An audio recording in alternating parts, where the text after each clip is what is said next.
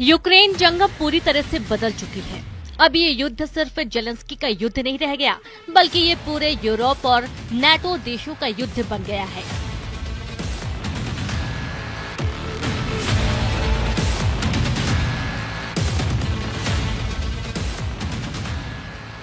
White house के Oval office में Zelensky और ट्रंप के बीच हुई तीखी बहस ने यूक्रेन युद्ध के सारे समीकरण बदल दिए हैं। लंदन में राष्ट्रपति जेलेंस्की का जिस तरह से ब्रिटिश पीएम कीर स्टारमर ने स्वागत किया, उसने अमेरिका और रूस को हैरान कर दिया है। हैरानी इस बात की भी हो रही है कि लंदन में रूस के खिलाफ आपातकाल युद्ध की शुरुआत हो चुकी है। लगभग 12 यूरोपीय देश महज 36 घंटे के अंदर लंदन में वॉर प्लान बनाने में जुटे हुए हैं।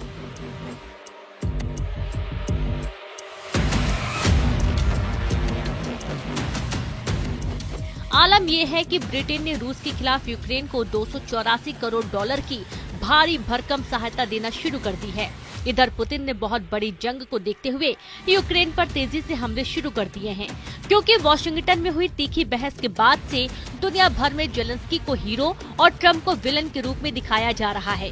लेकिन बीच रूस ने यूक्रेन के बहुत बड़े इलाके पर हमले बेहद तेज कर दिए हैं, ताकि नाटो के हमले से पहले यूक्रेन के बड़े इलाके पर रूस का पूरी तरह से कब्जा हो जाए।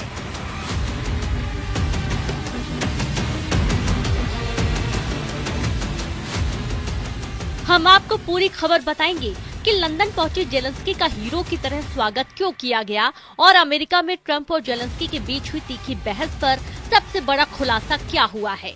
लेकिन उससे पहले आप ये जान लीजिए कि यूक्रेन को रूस से बचाने के लिए यूक्रेन और रूस से सटे नाटो देशों के बॉर्डर पर क्या तैयारियां शुरू हो चुकी हैं। खुफिया खबरों में दावा किया गया है कि नाटो देश पोलैंड, एस्टोनिया, लातविया और लिथुआनिया की तरफ से रूस पर हमले की तैयारी शुरू हो चुकी है। यानी अब नाटो और यूरोपीय संघ के लाखों सैनिक रूस पर हमला कर सकते हैं। कुछ दावों के मुताबिक ब्रिटेन की राजधानी लंदन में आपातकाल युद्ध को जो तैयारियां चल रही हैं, वो सीधे सीधे तीसरे विश्व युद्ध के संकेत दे रही हैं। जरा देखिए, लंदन में यूक्रेन के राष्ट्रपति जेलेंस्की के सामने कौन कौन से यूरोपीय देश रूस से सीधी जंग को तैयार हो रहे हैं।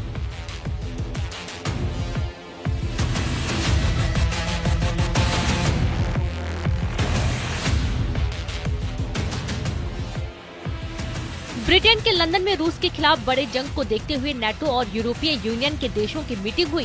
हैरानी की बात तो ये है कि राष्ट्रपति जेलेंस्की का यूक्रेन न तो नाटो का सदस्य है और न ही यूरोपीय यूनियन है, लेकिन उसके बावजूद ब्रिटेन ने जेलेंस्की को मीटिंग में शामिल किया है।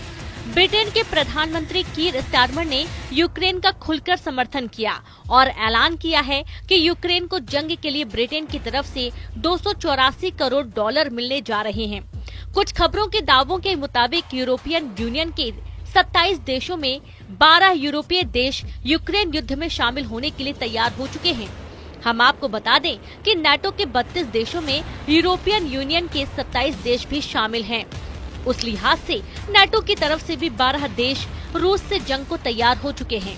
यूक्रेन को भीषण युद्ध के लिए Germany, France, Spain, Canada, Netherlands अरबों रुपए देने के साथ साथ अपनी सेना भी यूक्रेन भेजने वाले हैं, जबकि स्वीडन, पुर्तगाल, लिथुआनिया, लातविया यूक्रेन को हथियार और फाइटर जेट देने जा रहे हैं।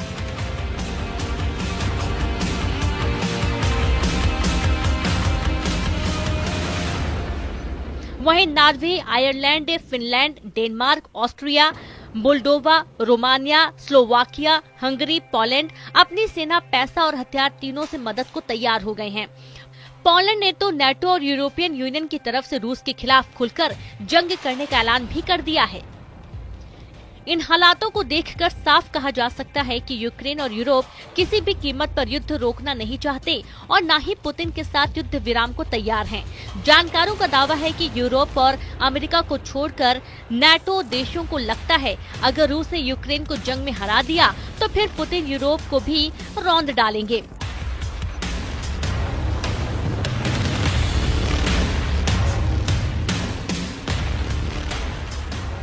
हालांकि राष्ट्रपति ट्रंप का साफ कहना है कि ऐसा संभव नहीं है।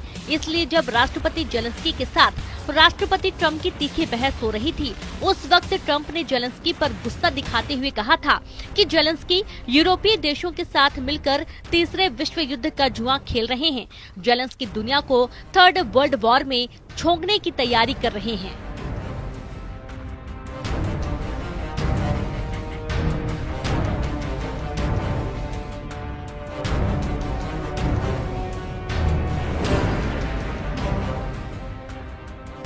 इन्हीं हालातों को देखकर ब्रिटेन, फ्रांस, जर्मनी जैसे नेटो और यूरोपियन देश यूक्रेन को रूस के भीषण हमलों से बचाने की कोशिश कर रहे हैं। लेकिन कुछ नेटो और यूरोपीय देशों ने पुतिन का समर्थन भी शुरू कर दिया है। पुतिन के समर्थक नेटो देश हंगरी के प्रधानमंत्री विक्टर ओरबान ने तो साफ कह दिया है कि यूक्रेन को अब रूस से कोई बचा नहीं सकता।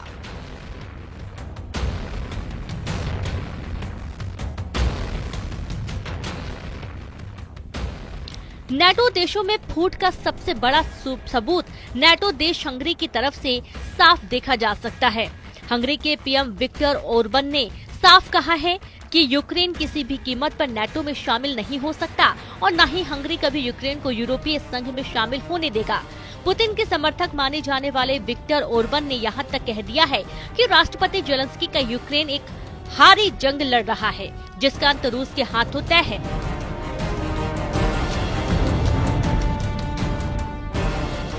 यूरोप के कुछ देशों और अमेरिका पर भड़कते हुए हंगरी ने कहा कि इन देशों को कैसे ये गलतफहमी हो गई कि वो रूस के पड़ोसी देश यूक्रेन को नेटो का सदस्य बना सकते हैं। रूस कभी भी यूक्रेन को नेटो में नहीं जाने देगा।